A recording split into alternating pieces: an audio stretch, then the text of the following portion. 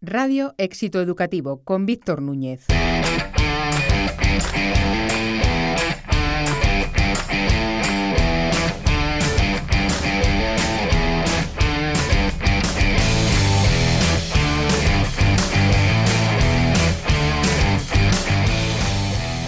Bienvenidos al capítulo 58 de Radio Éxito Educativo, el podcast de los que deciden en la educación.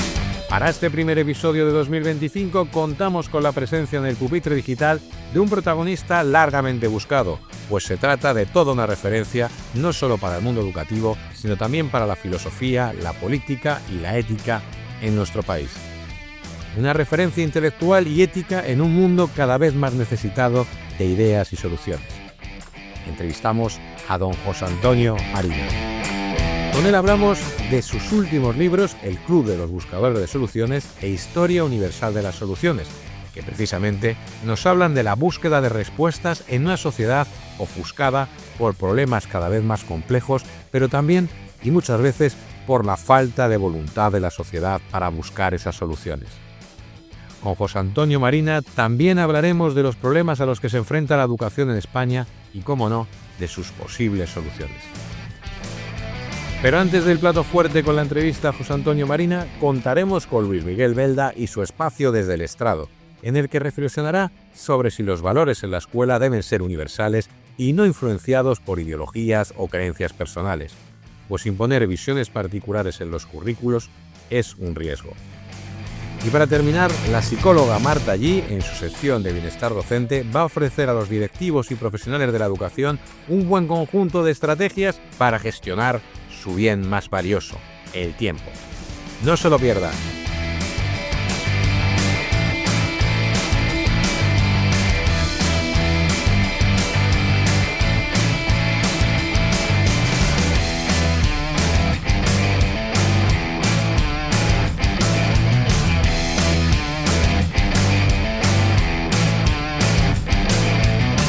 Comenzamos.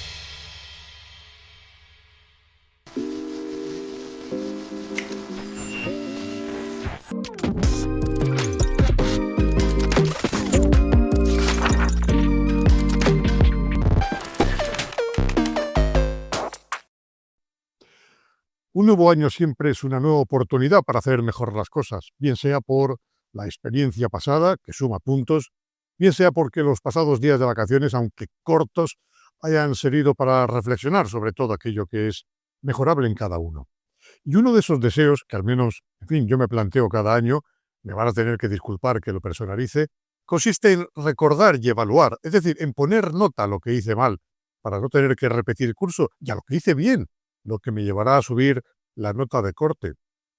La enseñanza en valores o de valores en la escuela es ese concepto que oscila entre lo que uno cree que debe ser, lo que uno espera de los demás que sea y hagan, y lo que en realidad es, que seguro que ustedes le han dado alguna vuelta a ello alguna vez en su vida, una cosa que en verdad es más fácil de lo que se piensa.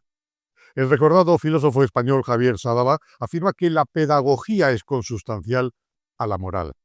El aprendizaje de la moral, y le leo en su textualidad, es como el aprendizaje de idiomas. Hay que hacerlo pronto, aprovechando los estadios en los que la plasticidad del cerebro es mayor. Después, advierte Sádava, todo es mucho más difícil.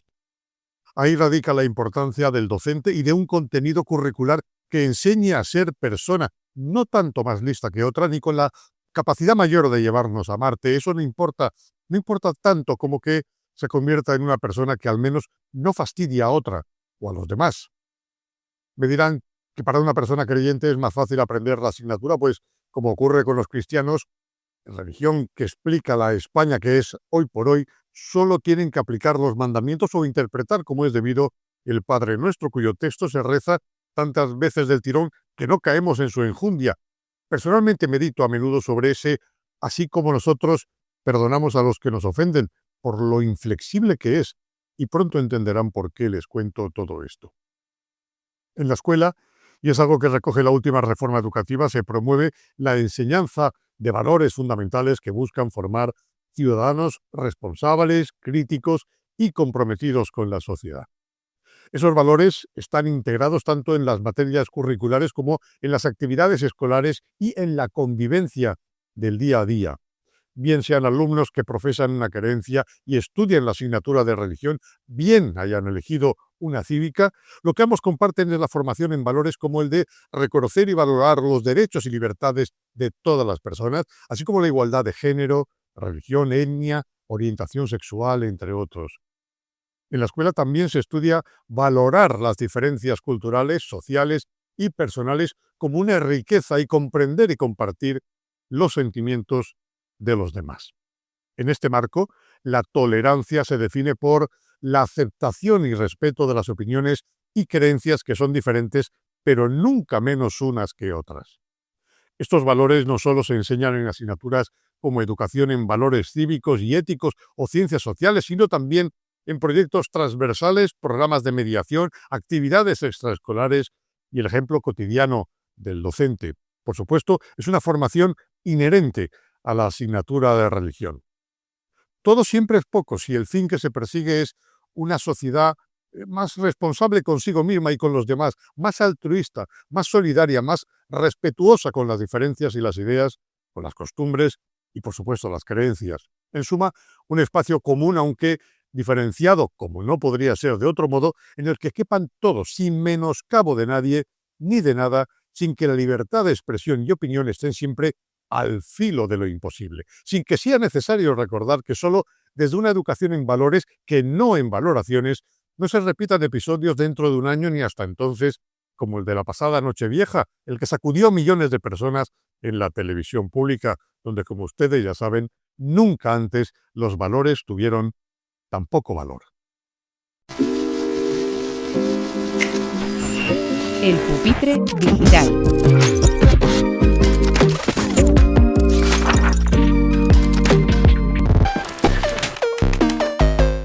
Bienvenidos al Pupitre Digital, bienvenidos al espacio de entrevistas de Radio Éxito Educativo y en nuestro canal de YouTube y podcast. Hoy tenemos a José Antonio Marina, catedrático de instituto, filósofo, escritor y yo diría faro de la educación y de las ideas en España. Muchísimas gracias, José Antonio. Encantado de estar aquí y encantado de hablar de educación. Pues tenemos aquí pues, los dos últimos libros de José Antonio y los dos nos hablan de soluciones. ¿Por qué? Bueno, en primer lugar, porque el objetivo de la inteligencia es resolver problemas, es decir, buscar soluciones. En segundo lugar, porque ya sabes que en educación estamos muy preocupados porque no sabemos qué enseñar. Estamos diciendo con muchísima ligereza que el 50% de los puestos de trabajo en que van a trabajar quienes ya están en las aulas no se han inventado todavía, que no sabemos con qué herramientas mentales y físicas van a trabajar, con qué modelos de pensamiento se van a encontrar. Vamos, se está hablando de la poshumanidad y en esa aceleración de las cosas que enseñamos. Bueno, pues es verdad que el futuro es imprevisible, pero que sabemos una cosa con total certeza. Va a plantear problemas. Y por lo tanto, parece sensato que lo que enseñemos a nuestros alumnos es a resolver problemas. ¿Qué problemas? De todo tipo. Son problemas emocionales, son problemas teóricos, son problemas familiares, económicos, laborales, son de matemáticas. ¿Y eso cómo se enseña? Pues mi propuesta es que sí hay una ciencia general de solución de problemas, porque permite después enfrentarse con problemas concretos que necesitarán una información concreta también, pero que se mueven todo dentro de una actitud general heurística. Heurística no es una palabra rara, es lo que decimos todos cuando decimos eureka, lo he encontrado. De manera que la actitud con la que deben salir nuestros alumnos es una actitud heurística. Vamos a tener problemas, no voy a tener miedo de los problemas, voy a saber que tengo que entrenarme en esos problemas, pero voy a salir con las estructuras mentales suficientes para poder enfrentarme con esa tarea. Y por eso, en mis últimos libros estoy insistiendo, necesitamos desarrollar la competencia heurística en todos los niveles, desde primaria, porque los niños pequeños también tienen sus problemas. Y entonces, cuando somos capaces de que ellos sientan que han resuelto un problema, bueno, ya han picado el anzuelo educativo, porque eso es una sensación muy agradable para los niños y para los mayores, y por lo tanto debemos cultivarla. Sin embargo, parece que en España la educación se plantea como un problema. ¿Tiene solución Claro, la educación claro. en España? El asunto está, Víctor, que cuando nosotros tenemos dificultades, que van a suceder siempre, enfrentamientos, hay dos maneras de plantearlas. Una es plantearlo en formato conflicto, en que tú eres mi enemigo y voy a ver si acabo contigo. Bueno, es un juego de suma cero, en que uno gana y otro pierde, pero hay otra manera de plantearlo, que es en formato problema. Es decir, no, tú y yo no somos enemigos, tú y yo tenemos un problema. Lo resolvemos. ¿Por qué no ha habido nunca un pacto educativo? Porque se ha planteado siempre en el formato conflicto. Voy a ver si yo consigo eliminarte del mundo académico porque quiero llevarle yo. Quiero que sea mi pacto educativo. Yo lo haría estupendamente, que es la idea que tienen todos los partidos políticos, lo haría estupendamente si fuera partido único. Si no tuviera el engorro de una oposición con la que tengo que estar negociando, discutiendo, debatiendo. Eso me recuerda una cosa que decía Kant. Si la paloma pensara, diría, qué estorbo más incómodo es el aire, porque qué bien volaría yo si no hubiera aire. No se daría cuenta que si no hubiera aire no podría volar porque el aire la mantiene. Pues lo mismo pasa en política. En política, cuando se plantea de qué bien estaría yo gobernando solo, sin oposición, uno se da cuenta de que entonces, no, tú lo que quieres no es gobernar, tú lo que quieres es imponer, dominar. Y en educación, el primer paso sería, tenemos un problema, no un conflicto. Vamos a ver, ¿cuál es el problema? Entonces vamos a hacer un listado de problemas. Tenemos un problema presupuestario, tenemos un problema de gestión de los centros, tenemos un problema de elaboración de los currículos, tenemos un problema de que la sociedad en este momento presiona mal a la escuela. Y bueno, pues todas esas cosas, lo primero que tenemos que hacer es identificar el problema. Segundo, priorizar los problemas. Y de todo esto, ¿cuál es lo importante? Y en tercer lugar, empezar a buscar soluciones y empezar a buscar aliados. Porque muchos problemas de la escuela no tienen solución dentro de la escuela, sino en una buena relación de la escuela con el entorno escolar. Bueno, si no hay milagros, si en educación no hay ni misterios ni milagros, hay que ver, vamos a definir bien el problema. Si no se nos ocurre solución, vamos a ver cómo lo han resuelto en otros sitios y vamos a implementar esas situaciones. Lo que pasa es que hay una enorme desidia educativa y entonces los conflictos se cronifican y no se resuelven. Don José Antonio, me consta que a usted le han consultado ministros, ministras, consejeros, consejeras, altas autoridades educativas, pero si alguien tuviera la iluminación de nombrarle ministro de Educación, ¿cuál sería el primer problema que afrontaría? Pues el primer problema sería el presupuestario. Nosotros necesitamos, para tener un sistema educativo de alto rendimiento, el 5% del PIB. Bueno, pero ya lo hemos tenido, ¿eh? Hemos llegado a tener el 5,08% del PIB, pero no lo supimos gastar bien. De manera que primero vamos a tener ese presupuesto que entra dentro de lo que es viable en nuestra economía. Nosotros podemos tener ese presupuesto. Si yo dijera ahora necesitamos un 7%, diría, pues es pedir cosas imposibles. Pero el 5% lo hemos tenido y lo podemos tener. Y luego vamos a ver cómo lo gastamos. Y entonces lo primero que tenemos que hacer es darnos cuenta de que las leyes no arreglan nada mientras no llegan al aula y cambian al aula. Pero en el aula ya hay gente. ¿Quiénes están? Los profesores, dentro de un centro. En este momento sabemos que quien educa realmente no es un profesor. Quien educa es un centro. Y que, por lo tanto, la calidad del equipo directivo de un centro, ya lo dijo la consultora McKinsey, es el primer factor para la mejora de la educación. Necesitamos buenos equipos directores con competencias con competencias personales para ese oficio, que es un oficio especial.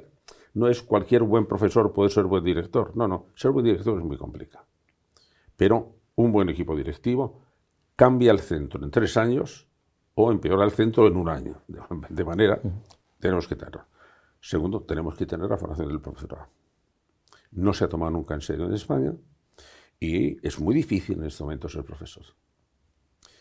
Es muy difícil porque estamos en una situación en que hay una heterogeneidad de valores enorme, hay propuestas, muchas de ellas disparatadas, no evaluamos bien lo que tiene éxito o lo que no tiene éxito, de manera que tenemos que formar a los profesores. En tercer lugar, hay que cuidar la relación de la escuela con la familia. Eso en España está desastrosamente hecho. Hay una especie como de recelo. Los profesores desconfían de las familias y prefieren que no vengan, y las familias desconfían de los profesores, de manera que vamos a intentar ponernos de acuerdo. Y después, que para educar a un niño hace falta una buena tribu, de manera que vamos a cuidar la relación de la escuela con la tribu. ¿Dónde están las escuelas? En un municipio. Vamos a intentar que las escuelas se relacionen bien con los municipios, con los servicios sociales, con los pediatras. Cuando yo he hecho programas de formación pedagógica a los pediatras, me lo han agradecido mucho y nosotros lo hemos agradecido a ellos. ¿Por qué? Porque los pediatras tienen una relación muy especial con lo que son, digamos, nuestros, entre comillas, clientes, que son los niños y los adolescentes y las familias. De manera que, como verás, hay muy claro cuál debía ser el orden. Presupuesto, formación de directivos, formación de profesores y relación con la familia y relación con el entorno de la escuela. Ya está, ahí tenemos un plan. Hemos abierto un melón que en éxito educativo nos encanta porque principalmente nos dirigimos a los directivos que vemos y observamos que en su día a día están muy solos. ¿Cuál sería el perfil ideal para un buen directivo de centro educativo en España? Usted en el libro blanco ya hace muchos años hizo una serie de propuestas muy claras. Pero en primer lugar, un director tiene que tener unas competencias especiales y por lo tanto, en la propuesta que yo hice del libro blanco, en que me parecía importante diseñar carreras educativas. Ahora, dentro de la enseñanza privada, pero sobre todo dentro de la enseñanza pública, un profesor entra con un nivel laboral, no sé cuál es, 5, y a los 40 años sigue con ese nivel laboral, 5. El hecho de que no se pueda ascender dentro de la carrera, pues es una llamada a la mediocridad. Pues da igual cómo lo hagas. En aquel programa a mí me interesaba mucho poner de manifiesto que un buen profesor se distingue mucho de un mal profesor y por lo tanto debe tener otras consideraciones suficientes, otras posibilidades suficientes, otro sueldo especial porque es el bueno. Entonces, si en las demás carreras y profesiones valoramos distinguimos al bueno, no podemos tratar a todos por el mismo rasero. De manera que hay que premiar la excelencia si queremos que haya gente excelente.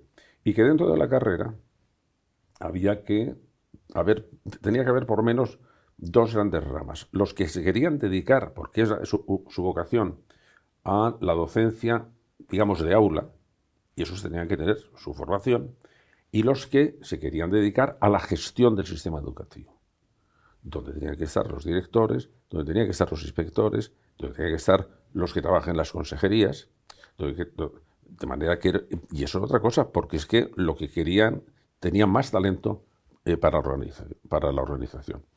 Y para dirigir, lo que tiene que tener un director es lo mismo, las mismas características generales que tiene que tener el director de una empresa. Tiene que conocer a la gente, tiene que saber que mandar es muy complicado, porque mandar no es únicamente aplicar lo que el boletín oficial te dice que puedes hacer, sino convencer a la gente de que eso es lo mejor que hay que hacer y que hay una especie de confianza y respeto mutuo, y eso tienes que saberlo hacer. Y luego saber las posibilidades que tiene un centro educativo.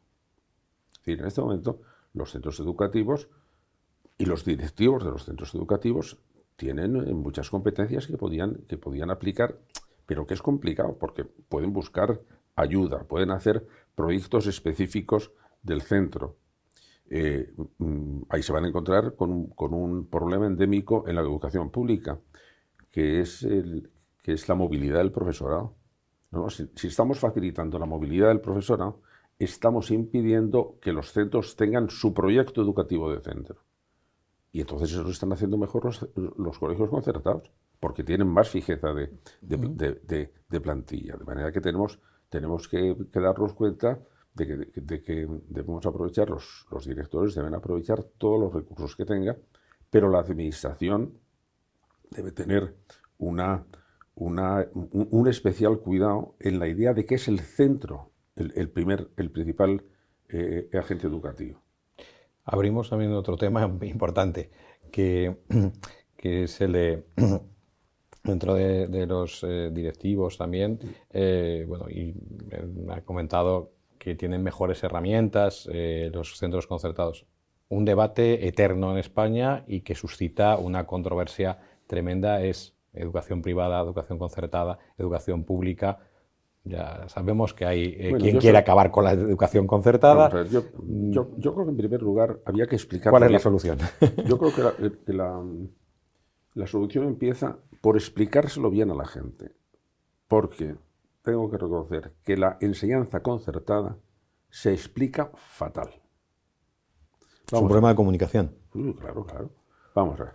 En primer lugar, la educación española se divide en enseñanza pública y enseñanza privada. La enseñanza pública, a su vez, se divide en enseñanza pública de gestión pública y enseñanza pública de gestión privada. ¿Por qué las dos son dos públicas? Porque se financian con cargo al presupuesto nacional y con arreglo a una legislación específica. La privada va por su lado. La privada no pide fondos al Estado y tiene que cumplir las leyes educativas, pero con toda la libertad del mundo de contratación o lo que sea, porque puede, por ejemplo, seleccionar al alumnado. La enseñanza concertada no puede seleccionar al alumnado. De manera que lo primero que tienen que hacer los que defienden la enseñanza concertada, entre los que siendo catedrático de la pública me encuentro, es defender bien eso, que nosotros somos enseñanza pública de gestión privada y que por lo tanto nos regimos por una ley que se hizo en tiempo de Felipe González, que estaba muy bien hecha, pero que fue un desastre porque no se cumplió bien. ¿Cuál era la ley? Que era los centros que pidan el concierto se tienen que comprometer a una serie de cosas. La primera de ellas, no pueden tener ninguna intención de lucro, de manera que si un colegio concertado se lucra, hay que quitarle el concierto. ¿Por qué? Porque está en la ley. Segundo, no puede seleccionar a los alumnos, porque la enseñanza pública no puede seleccionar a los alumnos. A todos los colegios les encantaría poder seleccionar a los mejores alumnos, por supuesto. Es mucho mejor, mucho más agradable y mucho más brillante tener solo buenos alumnos. Ya, pero es que la enseñanza pública tiene una función social clarísima. De manera que, ¿pero qué pasó? Cuando se hace esa ley, se financia mal. Y entonces, durante muchos años, la asignación por plaza educativa que daba el Estado, por una plaza en la enseñanza de gestión pública y por otra la enseñanza concertada, era mucho menor en la concertada. De manera que cuando la concertada protestaba, es decir, si una plaza escolar en la pública vale 6.000 euros al año, pues debe usted 6.000 euros al año, no 4.000. Porque ¿qué hago yo con esa diferencia? Y la solución fue una chapuza. Porque, mira, saque usted ese dinero de donde pueda. Porque vamos a hacer la vista gorda. Y entonces se empezó a buscar enseñanza concertada para salvar esa brecha. Empezó a hacer enjuagues. Pues se pedían cuotas que no podían ser obligatorias, pero que había una presión dentro del centro, de manera que al final pagabas si querías sentirte cómodo. Pues se puso con los comedores, se puso con los uniformes o con la venta del libro. Y entonces llegó un momento en que cuando permites excepciones a una ley, la ley se acaba incumpliendo. Que en el momento, ¿cuál era la solución? Es decir, yo voy a ser muy estricto en la aplicación de la ley de conciertos, pero voy a empezar por siendo también muy riguroso en la asignación de presupuestaria. Eso no se hizo y, por lo tanto, la escuela concertada pues se degradó en ese sentido, y lo que tiene que hacer es plantear bien el problema y explicárselo bien a la sociedad. Porque el tener con los mismos fondos, es decir, con el mismo coste, dos sistemas de gestión de la escuela, uno de gestión pública y otro de gestión privada, tiene desde el punto de vista educativo una enorme ventaja. Yo puedo comparar a ver quién lo hace mejor. Cosa que, si solo tengo el sistema de gestión pública, no puedo comparar. Entonces vamos a ver, y si funciona mejor el de gestión privada, tendremos que apostar ahí, siempre que cumpla los objetivos que tiene que tener la educación pública, que es que todo el mundo tiene que estar escolarizado. Y por lo tanto, cuando yo dé concierto a un colegio privado para que se integre en la educación pública, tengo que ver si en ese momento no va a hacer una competencia desleal con otro que ya se esté establecido.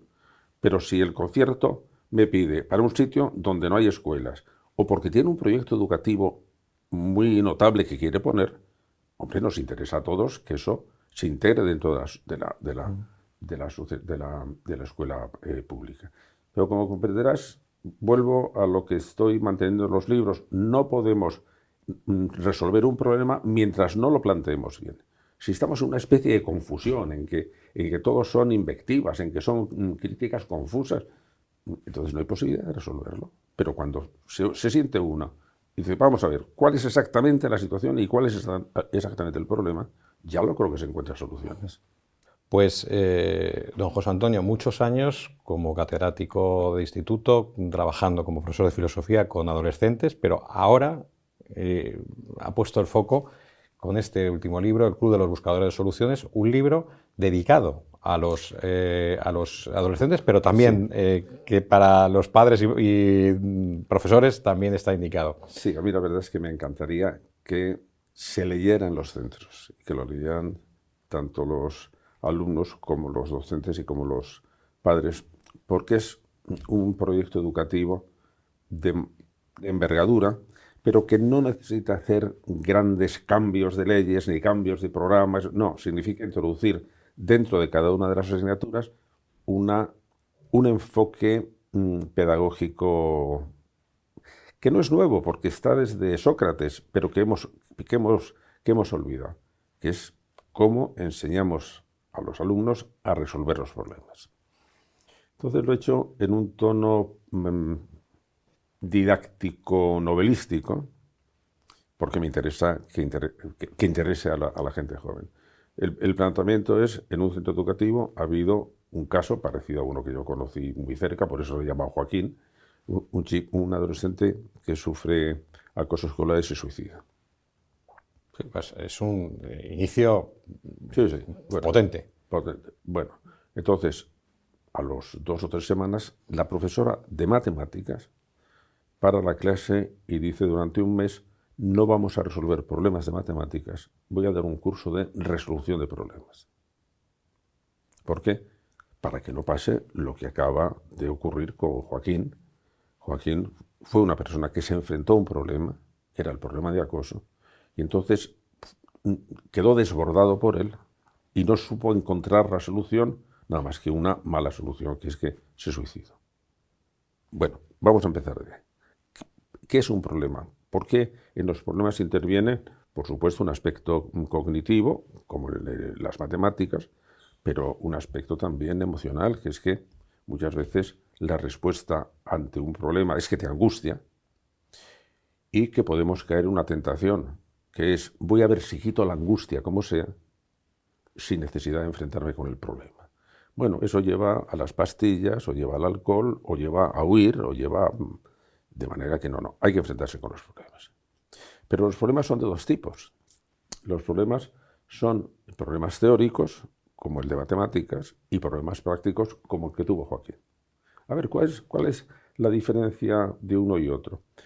Pues que el problema teórico se resuelve cuando conozco la solución, mientras que el problema práctico no se resuelve cuando conozco la solución, sino cuando la pongo en práctica, que suele ser lo difícil. Claro que Joaquín sabía cuál era la solución, o enfrentarse a sus amigos, a sus compañeros, o pedir ayuda, ya, pero no se atrevió a hacerlo. Bueno, cuando nos enfrentamos con problemas prácticos, tenemos que desarrollar nuestras funciones cognitivas, nuestra capacidad de razonar, y también toda una serie de virtudes prácticas que me van a permitir enfrentarme o ponerlo en práctica, que puede ser pues la valentía, o puede ser pedir ayuda, o puede ser darse cuenta de que hay problemas que uno no puede resolver solo y que por lo tanto no es una muestra de debilidad el pedir colaboración. Y entonces los alumnos, lo que de repente un grupito de alumnos piensa, pues mira, pues qué bien estaría esto de dedicarnos a solucionar problemas. ¿Y por qué no hacemos un club para resolver los problemas que tenemos cerca? Y entonces, dentro del centro educativo, empiezan a ver que hay algunos problemas, por ejemplo el del acoso, en que ellos sí podían intervenir.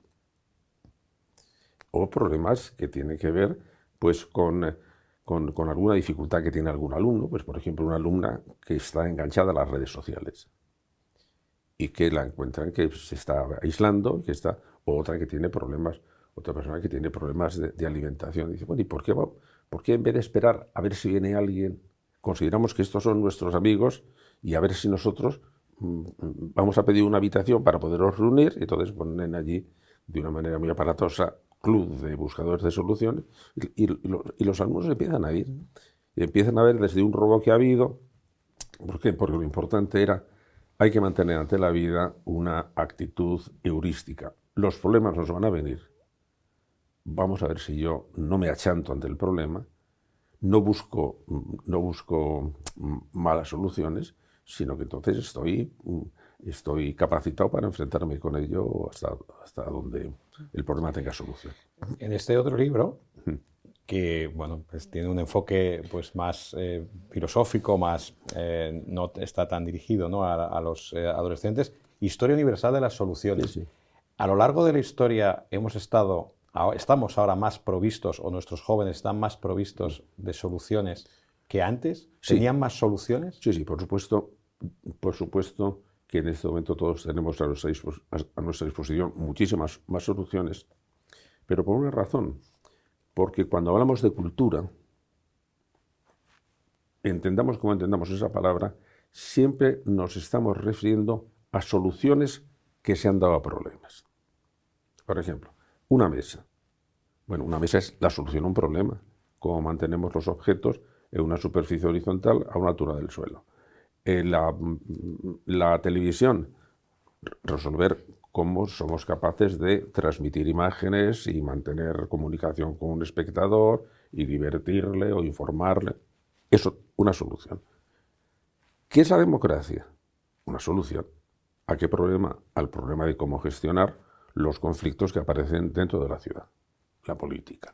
¿Qué es la religión? Aparece siempre como un problema. ¿Para qué? Pues para intentar resolver angustias o inquietudes o tristezas que tienen las personas, de manera que el momento que ves que toda la cultura es un conjunto de las soluciones, pasas a un segundo escalón. Si yo quiero entender la cultura, tengo que saber qué problemas ha resuelto cada una de estas cosas. Yo no puedo comprender por qué nuestras Cortes tienen dos cámaras, el Congreso y el Senado, si no sé qué problema intentaban resolver. Yo no sé por qué la democracia es buena si no sé qué problema quería resolver. De manera que entonces el enfocar todo como resolución de problemas es un modo de tratar cualquier asignatura que vamos a enseñar. ¿Qué es la historia?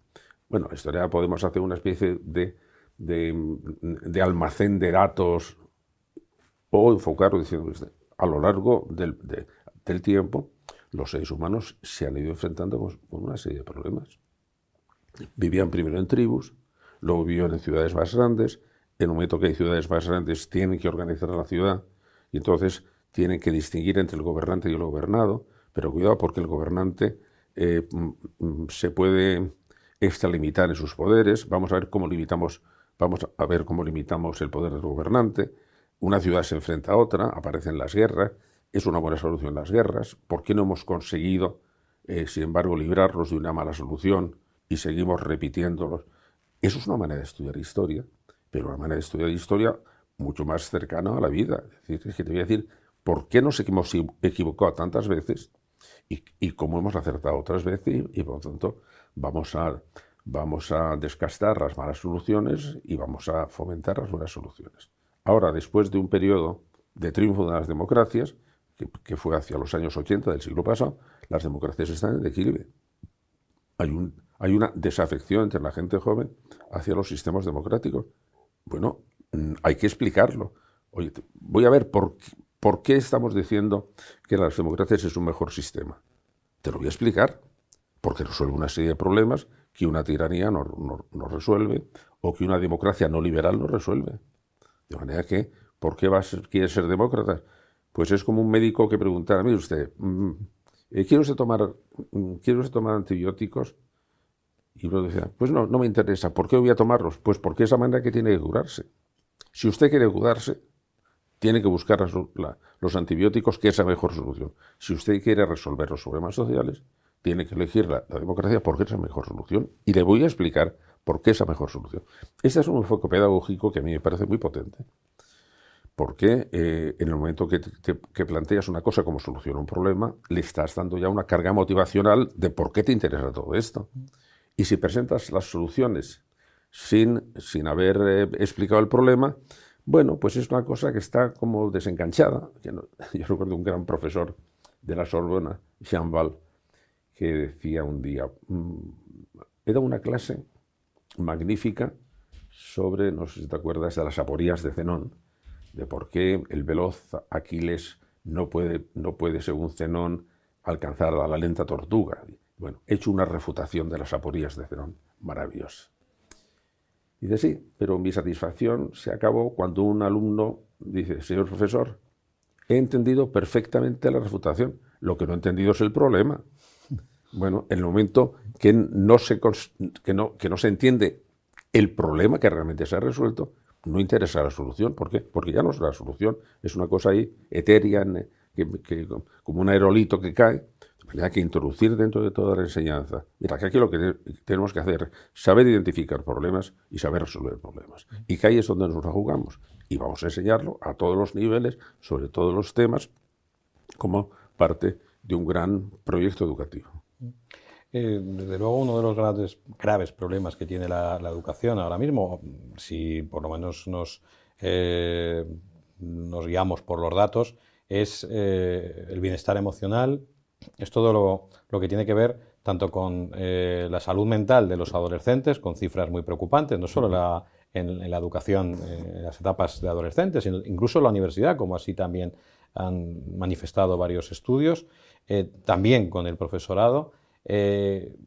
Más Platón y menos Prozac, quizás se le está dando demasiada importancia a todo lo emocional y se debería dar más importancia a la dimensión filosófica también, sí, incluso espiritual. Bueno, vamos a ver, yo creo que lo que debemos dar es fomentar, y voy a repetir lo que he dicho, una competencia especial, que es la competencia heurística, es la competencia de identificar y resolver los problemas.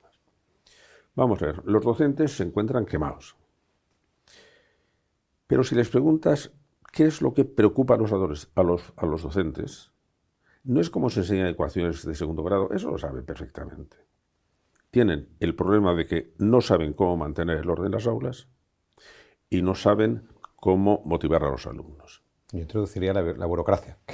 Que también bueno, el trato de la burocracia, pero la burocracia, digamos, es un problema de tiempo, de mala organización. Pero vamos, por supuesto también. Pero lo que, como docentes, lo que verdaderamente les preocupa es que de repente no les hemos enseñado a resolver ese problema, que es cómo se mantiene la disciplina en las aulas en un momento en que parece mal visto mantener la disciplina. Y luego que la gente llega a las aulas y no le interesa lo que está haciendo y por lo tanto se desconecta. Luego hay otros problemas que son, digamos, pero más técnicos. ¿Qué hacemos con los móviles o cómo organizamos los currículos? Importantísimo. Pero yo creo que lo que les angustia son estas. Es decir, si no hemos... Cuando tienes un problema y no sabes resolverlo, ese problema te angustia. Y si los docentes no saben resolver esos dos problemas que tienes, se angustia y lo pasan muy mal. Y cada vez que estás angustiado, pues te encuentras más incapaz para resolver el problema. De manera que lo que hay que decir es, mira, dentro de tu formación como profesora, tienes que hacer esto, tienes que aprender a hacer esto. Pero aprender, por ejemplo, una cosa, Víctor, los profesores pueden tener miedo a enfrentarse con los alumnos. Literalmente, vamos, sobre todo, no en primaria, en secundaria, o enfrentarse con los padres. ¿Cuál es el gran aliado del miedo? La soledad. Y sin embargo, nosotros estamos transmitiendo una figura del maestro como una persona sola en su aula, en una especie de burbuja mística con sus alumnos, aquí que no entre nadie, porque es... Pero qué disparate, qué disparate. Entonces estás perdido. Tú tienes que saber que tienes que colaborar para cualquier problema general con el resto del claustro y trabajar con él y saber resolver colectivamente los problemas. Un problema de disciplina no lo resuelve un profesor aislado en el aula, pero un claustro ya lo creo que lo resuelve. Pero tiene que actuar como claustro. Y entonces tiene que poner en juego toda su fuerza como claustro. De manera que ahí tienes un asunto clarísimo. ¿No quieres estar quemado en tu profesión? Hombre, intégrate, crea un equipo, crea una conciencia de equipo, ayúdate. Es que los profesores, sobre todo en los centros de secundaria, se copió de una manera absolutamente absurda la estructura de las universidades, en que una facultad está dividida en departamentos y cada departamento es autónoma. No, eso es un disparate en un centro educativo donde estamos educando personas enteras, no para una profesión. Necesitamos que esa división de departamento nos aísla. La sala de profesores, ayer donde se tienen que discutir exactamente lo que está pasando en el centro y donde cada uno de los profesores tiene que estar enterado y preocupado por lo que pasa en el aula de al lado. ¿Por qué? Porque va a ser influido por lo que pasa en el aula de al lado. Imagínate que un día hay un problema. Han pinchado las ruedas del coche de un profesor. ¿Qué es lo más fácil? Decir, es un problema de ese profesor. ¿Qué es lo más eficaz? Ese es un problema del centro entero. Vamos a ver qué pasa y vamos a ver qué hacemos. De manera que ese día se hace una reunión del claustro para hablar de qué. De que han pinchado una rueda a un profesor. Y entonces empiezas a desarrollar el talento para la cooperación, que en este momento no existe en los centros. Bueno, pues, como ves, si no hay misterios, hay ganas de resolver los problemas. Pues, José Antonio, llevo casi 30 años trabajando en educación y también como profesor. No he escuchado esa solución, casi nunca. Bueno, pues... creo que no se plantea. O sea, Bueno, aquí hemos sentado psicólogas, psicólogos, autoridades, pero normalmente pues mira, esa soledad del profesorado... Bueno, pues los alumnos del club de buscadores de soluciones lo saben muy bien. Hay problemas que no puede resolver una persona sola y tiene que buscar el equipo para que resuelva el problema. Pues, desde luego, quizá una solución a veces que en vez de potenciar, que no digo que esté mal, introducir más psicólogos en los colegios, más orientadores y demás, quizá se debería también plantear más, porque es verdad que esa soledad que hablábamos también del directivo, al final es el profesor también el que está solo en su aula y cuando se enfrenta a un problema de disciplina... Bueno, pero es que debemos pensar en eso. El asunto ese yo lo estudié mucho cuando hice el libro blanco de la profesión docente. Porque el modelo, la imagen de la profesión que tienen muchos profesores es que el docente es una profesión aislada. Yo y mi aula. No, yo y mis compañeros para educar a los alumnos. Y eso es un fallo que lo tenemos cronificado ya, porque durante toda la historia de la educación ha sido así. Y, hombre, lo sensato es que, por darle el apoyo teórico, yo durante muchos años a lo que me he dedicado es a estudiar cómo funciona la inteligencia humana. Y empecé a estudiarla como se estudiaba en todas partes, en las facultades. La inteligencia es una facultad individual. De manera que cada uno de nosotros tiene nuestra inteligencia. Ya, pero llegó un momento en que me di cuenta de que eso era una abstracción, que no hay una inteligencia aislada. Toda inteligencia se desarrolla en un entorno que o potencia mi inteligencia individual o disminuye mi inteligencia individual. Y que, por lo tanto, que a todos nosotros nos interesa trabajar en entornos inteligentes. Porque en un entorno inteligente mi propia inteligencia se va a desarrollar mejor. Entonces empecé a estudiar lo que llamaba la inteligencia compartida, la inteligencia de los grupos. Y me interesaba por 3 temas, que eran los que estudiaba más. Uno, porque me interesaba desarrollar la inteligencia de las familias y sobre todo la inteligencia de las parejas. Porque todo el mundo ve que es una cosa un poco extraña, pero frecuentísima, que 2 personas muy inteligentes pueden formar una pareja estúpida. Es decir, a ver, ¿qué ha pasado ahí? ¿Por qué ha habido esa especie de distorsionador? En segundo lugar, que un conjunto de genios puede dar lugar a una facultad estúpida o a un colegio estúpido. Ah, no, pero si todos son genios, sí, todos son genios. Pero como facultad tiene una inteligencia propia, que se basa en qué, en cómo colaboran, en si tienen un objetivo común, en si no hay rencillas, si no se están saboteando unos a otros, está la lucha por el crédito. Bueno, entonces me interesaban los sistemas educativos y me interesaban también las empresas. Hay empresas, las empresas lo han visto muy claras, necesitamos hacer empresas inteligentes, que sean empresas que funcionen con rapidez, que capten con rapidez los problemas, que busquen con rapidez las soluciones. Y esa es la inteligencia de la empresa, no de cada uno de los ingenieros o de los empleados que hay. Y lo que tiene que hacer el equipo directivo es, voy a ver cómo consigo aumentar el cociente intelectual de la empresa, no de cada uno de ellos. Eso va a secundaria. Bueno, lo de las parejas sí interesó, por eso escribí un libro que se llamaba Escuela de Parejas. Y cuando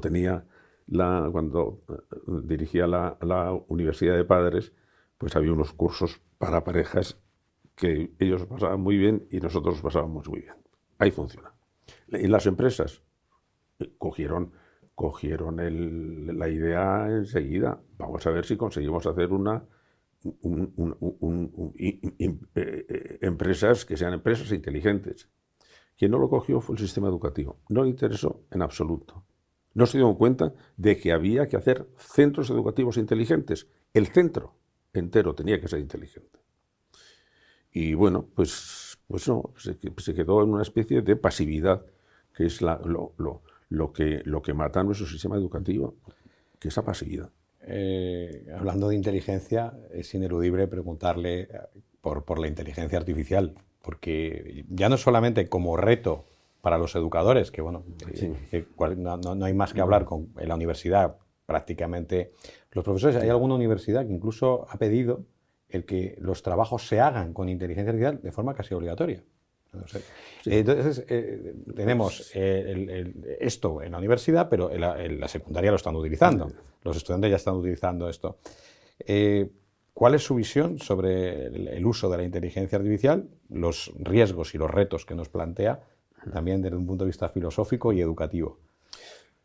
Vamos a ver, mira, yo por una situación absolutamente de buena suerte, cuando tenía 17 años, en 1956, yo estaba en primero de bachillerato, un profesor de matemáticas, y un día diciendo, bueno, pasó una cosa rara en Estados Unidos, en una universidad, luego supe que era la de Dartmouth, que han inventado la inteligencia artificial.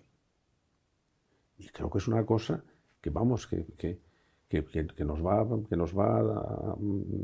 a superar a todos.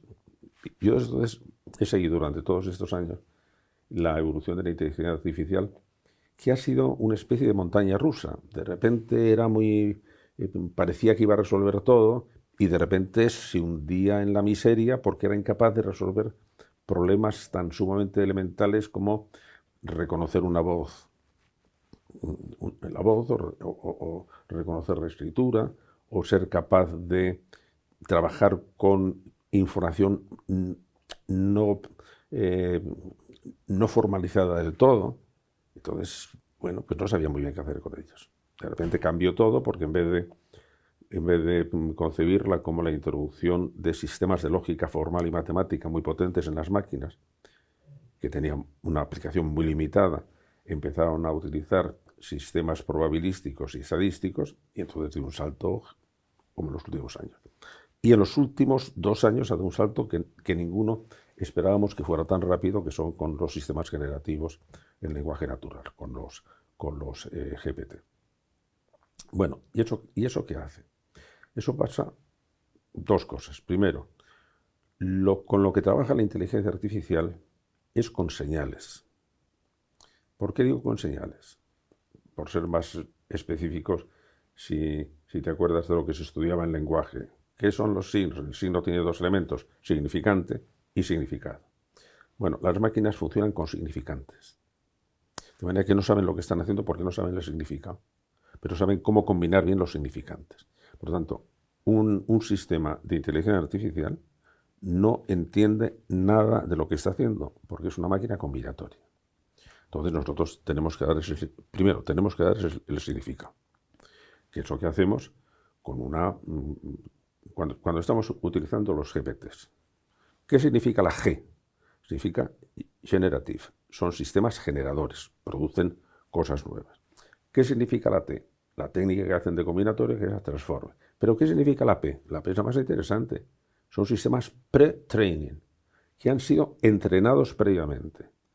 De manera que lo interesante es que la máquina por sí ha tenido que ser entrenada para ver lo que va a hacer. ¿Quién lo ha entrenado? Seres humanos.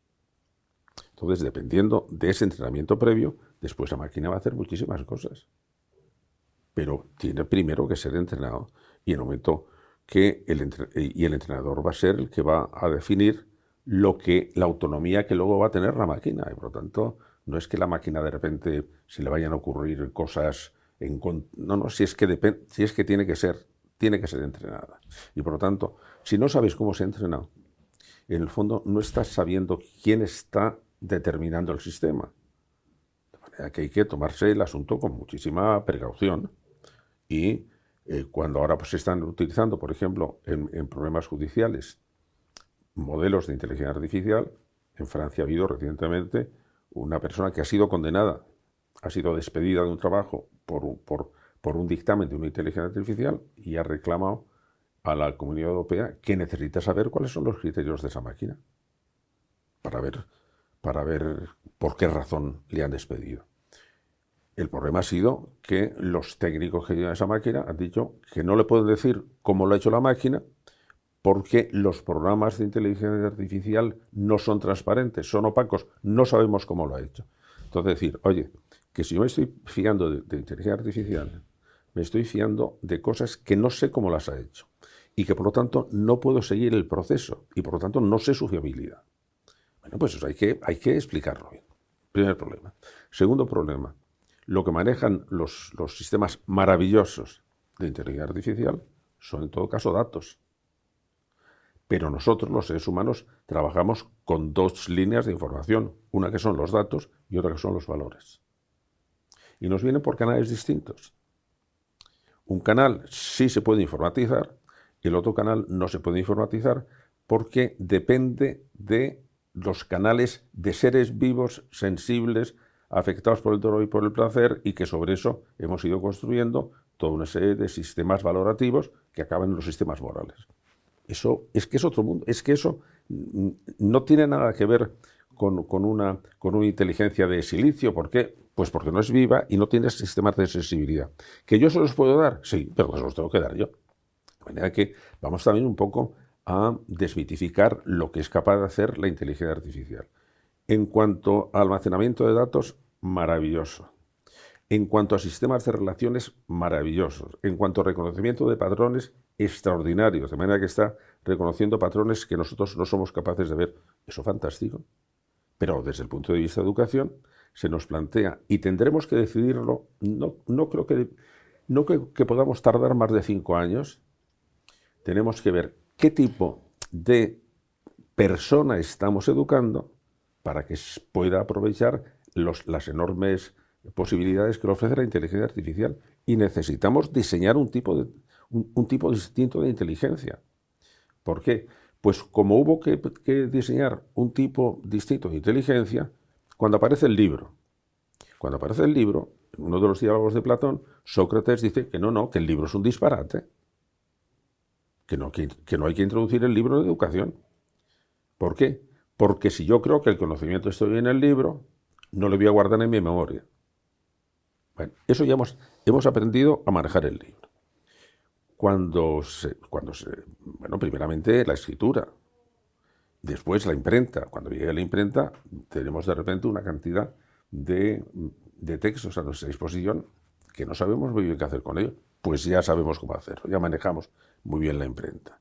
Cuando aparece el teléfono, pues pasa lo mismo. Cuando aparecen los sistemas digitales, que son maravillosos, tenemos que acostumbrar a nuestra inteligencia a que trabaje con la inteligencia artificial, como aprendió a trabajar con la escritura, con el libro, con la imprenta, o como empezó a trabajar, por ejemplo, hasta que no se inventó el lenguaje algebraico, nuestra inteligencia había cosas que no podía pensar.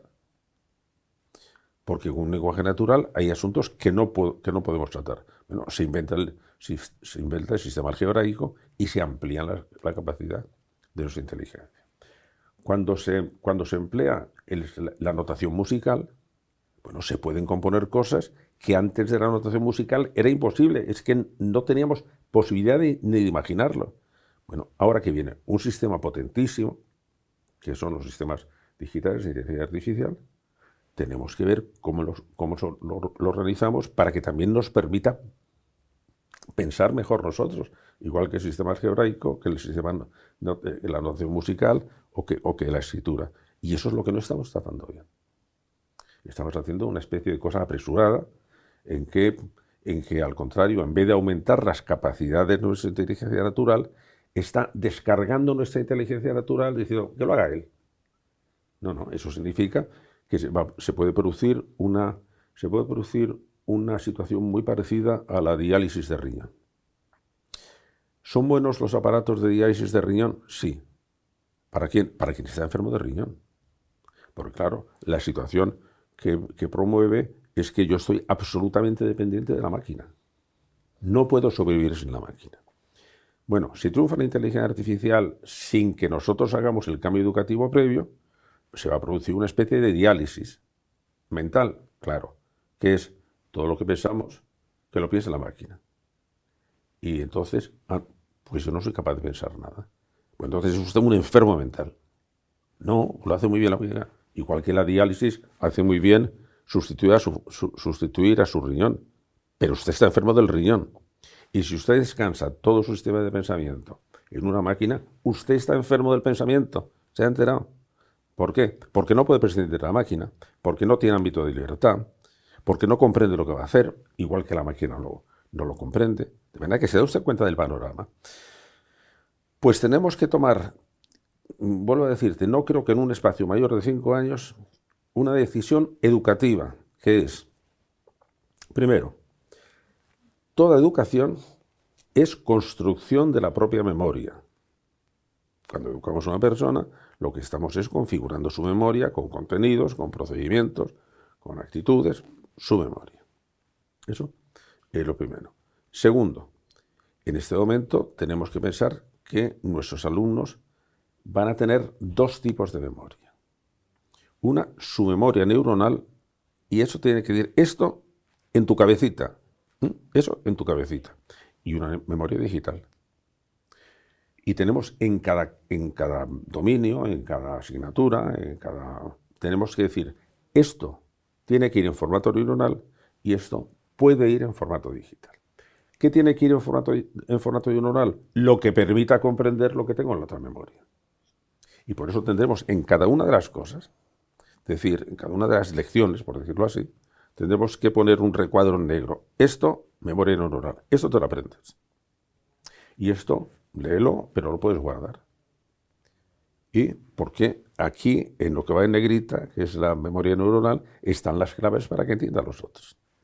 Un ejemplo que a mí me pone de los nervios, pero voy a utilizar también. Los Reyes Godos. Los Reyes Godos, ¿dónde? Que no se estudian desde... yo soy de la EGB Pero y yo no los estudié. Entonces, bueno, pues cuando siguen con esa Bueno, pues retahíla, sigue. a mí me hace mucha gracia. Pero Víctor, para que te des cuenta de hasta qué punto nuestro sistema educativo es pasivo, es inerte. Estamos poniendo todavía un ejemplo que solo los viejos del lugar se acuerdan de... Sí, creo que estudiamos los Reyes Godos. Vamos a volver a los Reyes Godos. ¿Hay que estudiarlos? No. ¿Y reyes no hay que estudiar cuántos eran? Bueno. ¿Y que hubo Reyes Godos? O eso tampoco. Bueno, vamos a dejarlo. ¿Y que hubo reyes? Eso sí. Bueno, vamos a decir, ¿qué hubo reyes? Pues vamos a decir, eso sí te lo tienes que aprender de memoria. En la historia de los sistemas políticos hubo reyes. Y lo otro, ¿qué tipo de reyes? Pues bueno, muy bien, búscalo en tu ordenador. Pero tienes que saber lo que es un rey. Porque si no, cuando te den la lista de los Reyes Godos, no vas a entender de qué va esto. De manera que, bueno, reyes sí, en tu cabecita. Yo a mis alumnos ya los tenía preparados cuando decían, ¿para qué voy a aprender si lo puedo encontrar? Pues mira, te lo voy a decir. Y les tenía una diapositiva con las 4 ecuaciones del campo electromagnético de Maxwell. Decía, bueno, ya las tenéis, ahí las tenéis, las 4 ecuaciones del campo electromagnético. No tenéis que aprenderlas. ¿Me dices qué significan? Ah, no sé. Ah, entonces, ¿para qué te ha servido encontrarlas? Si no sabes ni siquiera qué significan esos signos. ¿No te das cuenta? ¿Lo has encontrado? Sí. ¿Me lo puedes poner en un examen? Sí. ¿Te ha servido para algo? No. Esto, aquí en el pupitre digital se sentó hace ya unos años Gregorio Luri y le preguntaba por la memoria y decía Gregorio, si no aprendemos, o sea, si no recordamos lo que aprendemos, o sea, ¿a dónde va, ¿no? El conocimiento? Bueno, es que es más todavía, es que, vamos a ver, ¿cuál es el órgano del aprendizaje? La memoria. De manera que decir, no aprendas una cosa de memoria, es decir, no juegues al tenis con tu sistema muscular. ¿Y entonces con qué juego? Pues no, ¿y entonces con qué aprendo? Con nada, es que no aprendes. De manera, porque el órgano del aprendizaje es la memoria. Y no solamente el órgano del aprendizaje, es el órgano del aprendizaje, del razonamiento, de la combinatoria, de la creatividad. Cuando hacemos comparaciones entre lo que llamamos la memoria de trabajo, que es la memoria activa, y las mediciones de la inteligencia general, son muy correlativas. Eso quiere decir que hay un fondo común. No hay inteligencia sin memoria. Y esta persona es muy inteligente, pero tiene muy mala memoria. Vamos a ver, ¿qué quiere decir con que tiene muy mala memoria? ¿Que no se acuerda de dónde dejó las llaves? ¿Pero sabe resolver ecuaciones? Sí, eso sí, porque ya está, es que eso es memoria. Ah, no, es que se le ocurren muchas cosas muy brillantes. Vamos a ver, si ya lo decía Ortega, para tener mucha imaginación hay que tener muy buena memoria.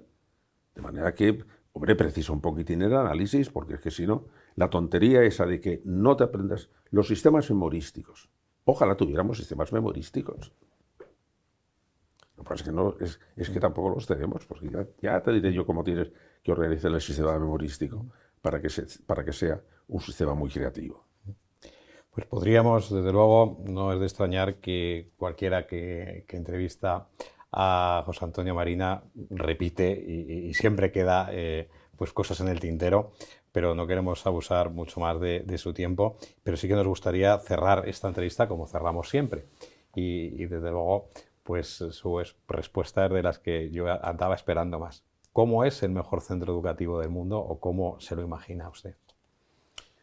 Pues mira, yo me imagino, entro en el centro y me encuentro lo que me encontré en una escuela de un barrio marginal de Nueva York. En el hall, un enorme cartel de recepción de los alumnos que decía: admiramos y veneramos la grandeza que hay en ti. Es decir, de entrada, pensar que estamos tratando en un colegio con un material altamente valioso, que todo el mundo puede aprender y que nosotros somos no expertos en enseñar, que eso es una falsedad. Somos expertos en que aprendan y que, por lo tanto, esa es nuestra profesión. Te digo esto de aprendan por una anécdota también, un profesor americano que el primer día de clase a los futuros maestros le dice: miren ustedes, yo he dedicado este verano a enseñar a hablar a mi perro. Está ahí fuera, si quieren, le paso y que les haga una demostración. Sí, que lo haga. Entra el perro, se tumba delante del estrado, pasan 5 minutos, el perro no dice nada, pasa otros 5 minutos, sigue en silencio y ya se levanta un alumno. Señor profesor, su perro no habla. Una observación muy interesante para lo que va a ser su carrera. Yo he dicho que había enseñado a hablar a mi perro, no que mi perro hubiera aprendido. Bueno, nosotros lo que nos interesa es conseguir que nuestro alumno aprenda. Y por tanto, el tener la absoluta conciencia de que las posibilidades de los alumnos siempre están abiertas y que nosotros somos, digamos, los que tenemos la suerte de poder expresar esas posibilidades, aumentar esas posibilidades. Y que es justo en ese momento cuando nosotros podemos también sentirnos alegres de esa tarea. Y por eso, cuando hablamos de este asunto, permítame que termine contando una historia. Se la cuento siempre cuando hablo con profesores. Bueno, es una historia que yo sí tuve en Toledo porque soy de Toledo, mientras se estaba construyendo la catedral. Y entonces un posible antepasado mío está dando una vuelta a ver cómo se construye una catedral y llega al Tajo donde están los canteros. Ahí con el escoplo y con la maza. Entonces se acerca a ellos. Yo siempre recomiendo a mis colegas intentar reconocer alguno de estos tipos porque seguro que lo tenéis al lado. Llega primero un cantero, le pregunta: oiga, ¿y usted qué está haciendo? Y el cantero, que no debía tener un buen día, pues aquí con esta piedra, con el polvo, con el calor que hace y el capataz, que es un desgraciado, pues pasándolo mal. Pasa al segundo: oiga, ¿y usted qué está haciendo? Pues lo que me han mandado. ¿Y quién le ha mandado? Que haga un cubo de piedra. ¿Y para qué? Pues no sé, me han mandado las medidas y lo estoy haciendo. Pasa al tercero, que está haciendo lo mismo. Oiga, ¿y usted qué está haciendo? Estoy construyendo una catedral. Estoy construyendo una catedral. Lo que estaba haciendo era muy pequeñito, igual que lo que hacemos nosotros en el aula. Enseñar otra vez la tabla del 7, pero ¿por qué todo el mundo se atraganta la tabla del 7? Otra vez. Bueno, muy poquito. Ya, lo malo es si olvidamos que eso tan pequeño que estamos haciendo está dentro de un proyecto enorme que es: vamos a construir una catedral. Y por lo tanto, tenemos que mantener, porque eso es lo que da sentido a lo que estamos haciendo. Si no, pues somos unos mindundis insignificantes. No, pero si nos sale el proyecto, entonces somos personas muy significativas y estamos haciendo una cosa que no solamente da sentido a nuestra vida, sino que da sentido al proyecto, que es a ver si conseguimos que el mundo no sea tan cabrito como es. Vamos a ver si conseguimos un poco humanizar estas cosas. Pero eso lo estoy haciendo enseñando el 7. Pues claro, ¿qué creías que estabas haciendo? De manera que, para que una escuela sea como a mí me gustaría, lo primero que tenemos que tener todos es el sentido de que lo que estamos construyendo es una cosa de una belleza extraordinaria, que es que estamos haciendo que el futuro para esas personas y el futuro para nosotros sea un poco menos duro y más y que busquemos un modo de vida dignos para todos a través del desarrollo de la inteligencia de nuestros alumnos. Y eso, ahí es donde está el secreto del centro. Muchísimas gracias, José Antonio Marina. Un auténtico lujo, como dirían los anglosajones, food of thought, alimento para el cerebro. Desde luego, aquí tiene siempre su espacio, porque siempre es obligatorio escucharle, recomendar, cómo no, sus 2 últimas obras y desde luego, pues nos podrán seguir tanto en nuestro canal de YouTube como en nuestro podcast y a diario en exitoeducativo.net. Muchísimas gracias. Gracias a ti. Es una conversación estimulante y muy agradable. Muchas gracias. Bienestar docente con Marta G. Aunque como profesionales de la enseñanza contemos con amplios conocimientos pedagógicos y técnicos, si no desarrollamos habilidades efectivas para organizar, para gestionar nuestro tiempo, poner en práctica esos conocimientos, se va a convertir en todo un desafío. Y ese desafío, si no se maneja adecuadamente, puede derivar en un alto nivel de estrés. Y el estrés, en su esencia, es una respuesta del cuerpo. ¿Ante qué? Ante situaciones percibidas como peligrosas o desconocidas. En el caso de los docentes, las demandas constantes de alumnos, de familias, de compañeros, directivos, las presiones laborales, sociales, personales o las presiones cotidianas, como por ejemplo cumplir con los contenidos curriculares o los conflictos en el aula, saber manejarlos, responder a las expectativas de las familias y cumplir con tareas administrativas, pueden desencadenar situaciones de estrés que afecten a nuestra salud. Este estrés prolongado puede manifestarse de muchas formas: dificultad para concentrarse, problemas de memoria, desmotivación, irritabilidad, trastornos del sueño, cansancio crónico, nerviosismo e incluso llevar a cuadros más graves como una depresión, ansiedad o el temido síndrome de burnout. Por eso, gestionar el tiempo de manera efectiva no solo es una habilidad profesional, sino una herramienta crucial para preservar el bienestar emocional y físico del docente. La clave está en encontrar un equilibrio que permite enfrentar estos desafíos sin dejar que el estrés nos sobrepase. Para ello vamos a ver algunas herramientas y técnicas que pueden ayudarte a gestionar mejor tus tareas diarias y mantener un equilibrio saludable. Por ejemplo, la primera, aplica la matriz de Eisenhower. Organiza tus tareas según su urgencia e importancia. Si es urgente e importante, hazlo de inmediato. Si es urgente pero no es importante, delega. Si no es urgente pero es importante, planifica. Y si no es urgente y no es importante, elimínalo. Este sistema te va a permitir tomar decisiones más rápidas sobre lo que realmente necesita tu atención. Otra herramienta es priorizar tus tareas, las más difíciles primero. Las tareas más desafiantes o críticas deben ser abordadas al inicio del día, cuando tu energía y concentración están en su pico. Esto también te dará una sensación de logro temprano en el día que va a facilitar el resto de las tareas diarias. Organiza tu tiempo a diferentes niveles. Ten una planificación diaria, semanal, trimestral y anual. Establece metas a largo plazo, planifica las tareas semanales y asegúrate de que cada día tenga sus propios objetivos claros. Para ello, utiliza herramientas digitales como Google Calendar, Notion o Trello para planificar y asignar tareas. Usa códigos de colores para organizar visualmente tus prioridades. La planificación anticipada te va a permitir evitar las prisas de última hora y manejar tu tiempo con calma.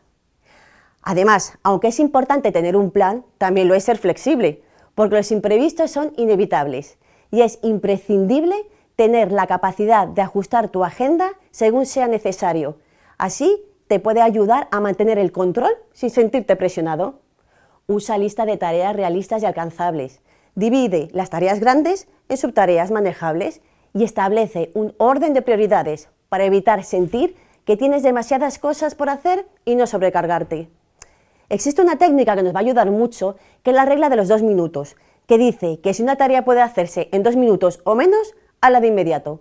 Esto ayuda a evitar la acumulación de pequeñas tareas que pueden convertirse al final en una fuente innecesaria de estrés. Utiliza herramientas digitales para ahorrar tiempo, como un software educativo, plataformas de calificación, recursos en línea para planificar lecciones, plantillas personalizables. Si optimizas el uso de la tecnología, vas a poder reducir significativamente el tiempo que pasas en tareas administrativas. Evita el multitasking. Hacer varias cosas al mismo tiempo puede parecer muy eficiente, pero en realidad disminuye tu productividad y aumenta el estrés. En lugar de eso, enfócate en una tarea a la vez, priorizando calidad sobre cantidad. No olvides programar tiempo para tu autocuidado. Hacer pausas activas a lo largo del día. Puede ser caminar, estirarte, hacer ejercicios de respiración profunda. Son ejercicios simples pero poderosos hábitos para reducir el estrés y recargar energías. Y al final de la semana, reflexiona. Reflexiona sobre lo que has logrado durante la semana para ajustar lo que sea necesario y celebra tus avances. Esto te va a ayudar a mantener la motivación y la claridad sobre lo que realmente necesita tu atención. Hay 3 factores importantísimos. Reconoce tus limitaciones, delega y pide ayuda. No podemos hacer todo por nuestra cuenta. Saber cuáles son nuestras funciones y tareas específicas es clave para evitar sobrecargas, al igual que aprender a decir no, cuando es necesario en una habilidad valiosa que protege tu bienestar. Delega tareas a tus compañeros o alumnos. No solo te va a liberar de tiempo, sino que también fomenta la colaboración y la confianza en el equipo. Aprende a delegar responsabilidades de manera efectiva y verás cómo tu carga de trabajo se aligera. Reconoce cuándo necesitas apoyo. No es un signo de debilidad, sino un acto de inteligencia emocional, ya sea con un compañero, con un superior, con un amigo. Pedir ayuda te va a permitir gestionar mejor tus tareas y evitar el aislamiento, que a menudo lleva al estrés. Y el último punto clave es que establezcas límites claros, límites entre tu vida personal y tu vida profesional. Decide una hora a la que terminas tu jornada laboral y pégate a ella, para prevenir así el agotamiento. Estos límites no solo protegen tu tiempo personal, sino que también permiten que recargues energías para el día siguiente. Como hemos estado viendo, la gestión del tiempo no solo es una habilidad profesional esencial, sino también una herramienta para mantener el bienestar emocional y físico. Implementando estas técnicas, puedes mantener el rumbo durante todo el año académico, sin perder el control sobre tu vida personal y profesional. Recuerda que el cambio empieza con pequeños hábitos y cada paso cuenta. Dime tú, ¿cuál va a ser tu siguiente paso? Bienestar docente con Marta G.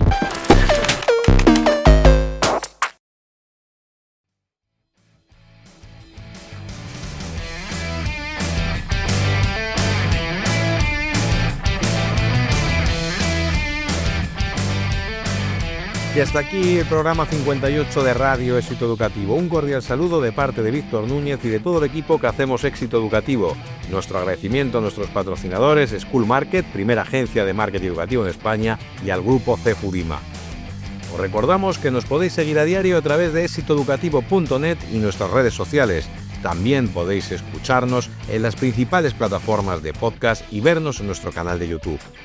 No olvidéis suscribiros a nuestra newsletter y distintos canales y también dejarnos vuestros comentarios y darnos al like para así mostrarnos vuestro apoyo al programa.